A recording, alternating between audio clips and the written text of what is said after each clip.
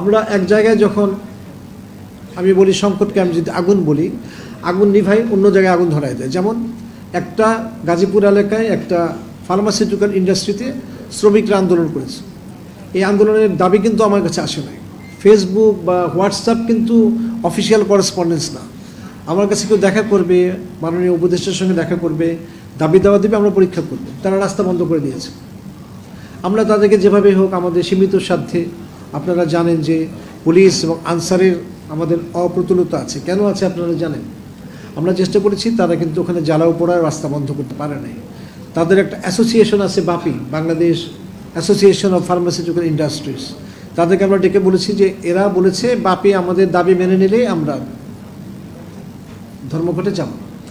বাপি বলছে যে তাদের যা দাবি আর্থিকভাবে এটা প্রতিপালন করা সম্ভব। তাহলে মিনিস্ট্রি কীভাবে 24 ঘন্টার মধ্যে 16 বছরের সমস্যার সমাধান করবে? টাকা লাগবে তো। ইনফ্রাস্ট্রাকচার ভার্টিক্যাল এক্সটেনশন আমরা করতে পারছি না সহসা, কারণ আমাদের একটা বিল্ডিং হাফওয়ে আছে, এটা 7 তলা জায়গায় 20 তলা করবো, আমার টাকা থাকতে হবে এবং এটা সত্যিকারের বাস্তবসম্মতভাবে এটা কাজে লাগবে কিনা জানতে হবে। করলাম, কিন্তু যন্ত্রপাতির অভাবে 5 বছর চালু হলো না। আপনারা কি চান এই ধরনের আমরা খরচ করি?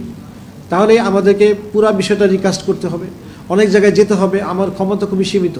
পরিকল্পনা কমিশন, আইএমইডি, জনপ্রশাসন, এমনকি মন্ত্রী পরিষদ কমিটি, আমরা চেষ্টা করছি যাতে মিনিমাম স্বাস্থ্যসেবাটা মানুষ পায়, যাতে আপনাদের কাছে মনে হয়, আপনাদের মাধ্যমে দেশবাসীর কাছে মনে হয় যে স্বাস্থ্যসেবার কিঞ্চিৎ উন্নতি হয়েছে।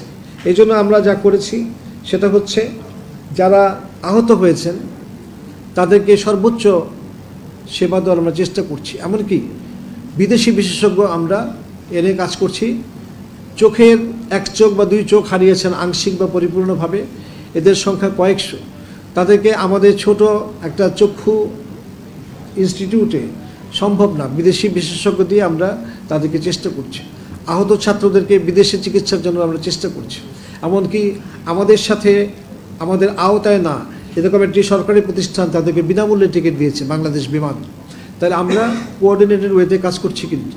এবং এই ছাত্র ভাইদের বিনা চিকিৎসায় বা অবহেলায় কেউ মারা গেছে, এটা জাতির কাছে আমরা এই দায়ভাগ নিয়ে পার পাবো না। কারণ হচ্ছে এটা আমাদের দায়িত্ব। আমাদেরকে বিমানের মতো কেউ যদি এগিয়ে আসে যে আমরা চিকিৎসার ব্যয়বহুল অংশটা আমরা বহন করব, সেটা আমাদের জন্য সৌভাগ্য। যদি না করে, তাহলে যারা খুবই জরুরিভাবে বিদেশে যাওয়া দরকার আমরা ব্যবস্থা করব। কারণ সরকারের তো সদিচ্ছা আছে, কিন্তু দেখতে হবে যে যে চিকিৎসাটা ঢাকায় সম্ভব, সেই চিকিৎসাটা অস্ট্রেলিয়াতে যেন আমরা রেফার না করি, যদি ব্যাংককে সম্ভব হয়। এখন আমাদের মধ্যে অনেকগুলো লিমিটেশন আছে। একটা হচ্ছে যারা বিশেষজ্ঞ তারা বলছেন যা, বাস্তব কিন্তু তা না। আপনাকে দেখতে হবে অর্থ সাশ্রয় এবং সুচিকিৎসা, এই সমন্বয়ের ভার আমাদেরকে দিলে আমরা চেষ্টা করব, করে যাচ্ছি। এখন এই পুরো বিষয়টা, কত ছাত্র বা জনতা আহত নিহত হয়েছেন, এই ব্যাপারে একটা টাস্ক ফোর্স বা একটা কমিটি হয়েছে খুবই উচ্চ পর্যায়ে, একজন প্রাক্তন স্বাস্থ্য সচিবের নেতৃত্বে। তারা এই সংখ্যাটা নিরূপণের জন্য চেষ্টা করছেন।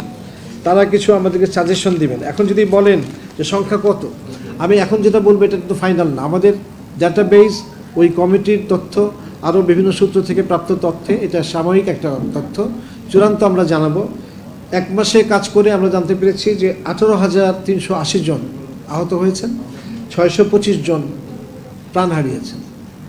আহতদের চিকিৎসার জন্য আমরা হাসপাতাল থেকে হাসপাতালে স্থানান্তর করার চেষ্টা করেছি এবং আমাদের সর্বোচ্চ চেষ্টা হলো যে বিভিন্ন সরকারি হাসপাতালে ডাটা এন্ট্রির মাধ্যমে তাদেরকে প্রশিক্ষণ দিয়ে ভবিষ্যৎ যে কোনো পরিস্থিতির মোকাবেলার জন্য আমরা তৈরি থাকবো। তার মানে এই না যে ভবিষ্যতে কেউ আহত হয়ে আসবে। একটা সাধারণত একটা সড়ক দুর্ঘটনাও হতে পারে, একটা অগ্নিকাণ্ড হতে পারে।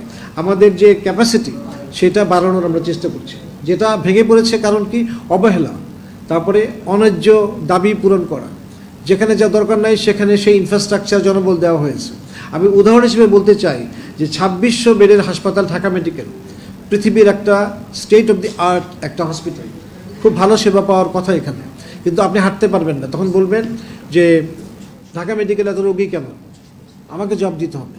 এখানে রোগীর সংখ্যা 4000+। তাহলে আমরা তাদেরকে সরাই দেওয়ার চেষ্টা করছি যেখানে কম জনসংখ্যা বা রোগী অধ্যুষিত।